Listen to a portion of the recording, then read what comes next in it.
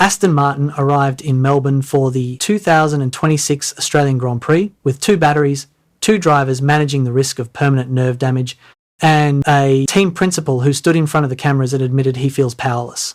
Newey put this situation plainly in Melbourne. His words, "When they reformed, a lot of the original group had, it now transpires, disbanded, gone to work on solar panels or whatever." So a lot of the group that reformed are actually fresh to Formula One. They didn't bring the experience that they had had previously. What makes that particularly difficult to absorb is the timing of when Aston Martin found out.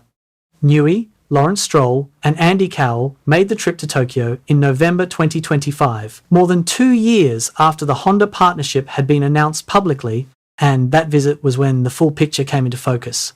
Honda would not hit its original power output targets for race 1. The power deficit, though, is not the worst part of the story, and this is where it gets worse. The Honda power unit is generating abnormal oscillations that travel through the car and into every component.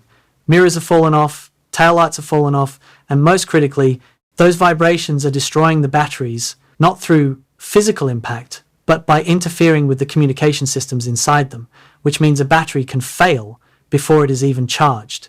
On 1 March 2026, Honda submitted their engine homologation to the FIA, locking in the specification and meaning any major hardware changes from that point forward require FIA tokens or special dispensation. A countermeasure developed on the dyno was brought to Melbourne, one that testing suggested would reduce the vibrations in controlled conditions, but Honda Racing President Koji Watanabe could not confirm it would hold under real race conditions. His answer, when pressed for a timeline, carried no comfort. "Of course, I want to hurry up, but at this moment, it's quite difficult to say when and how long it will take." 4 batteries. That was what Aston Martin brought to Australia, and before free practice 1 had even started, 2 of them failed due to conditioning and communication problems. 1 battery per car, no spares in reserve, and no way to fly more in on short notice. At Thursday's press conference, Newey's honesty was striking in a sport where team principals rarely speak this directly. "I feel powerless," he said, describing the rate of battery damage as quite a scary place to be in. And when a reporter asked whether spare batteries could be flown out to Melbourne, the response was a single sentence, "Unfortunately not." Free practice 1 ran without Alonso. A power unit problem surfaced before the session began, which meant the garage door stayed shut, and while Stroll went out and completed 3 laps before coming back in last place, roughly 30 seconds off the pace, Alonso's total for the session sat at 0, 3 laps out of a full race weekend, and that was all Stroll had.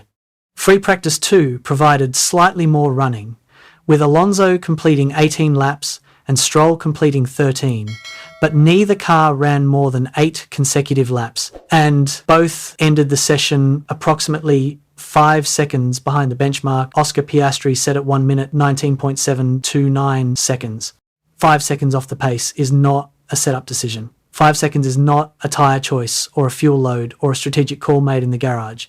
A gap that size points to something that no amount of overnight work on the setup sheet is going to close. Fernando Alonso is 44 years old, a 2-time world champion whose titles came in 2005 and 2006, and across his career he has lived through more broken projects than most drivers encounter in their entire time in the sport.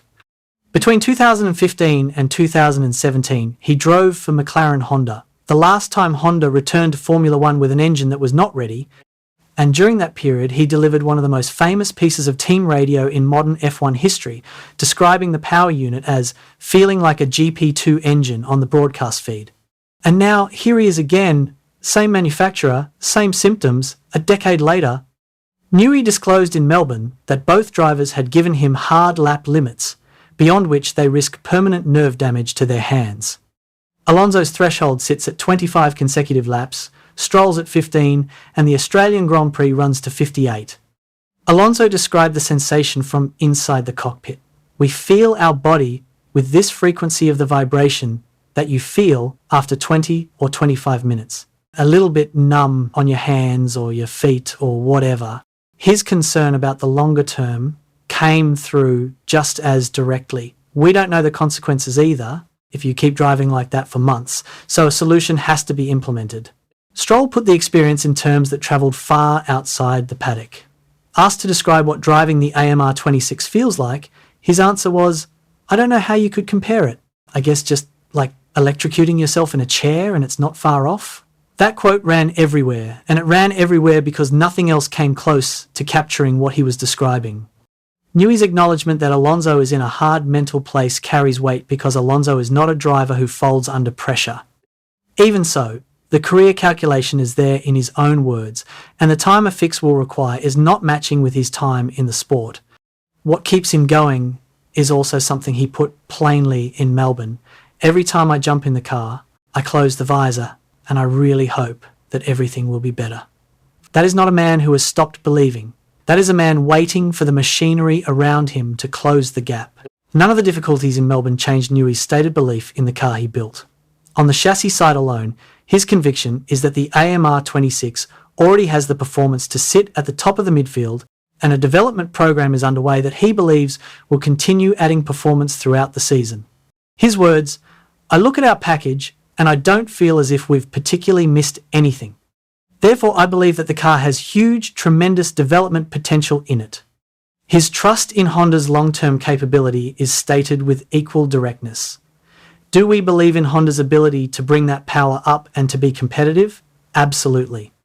They have a proven track record, and we have total faith. That track record exists and is not invented.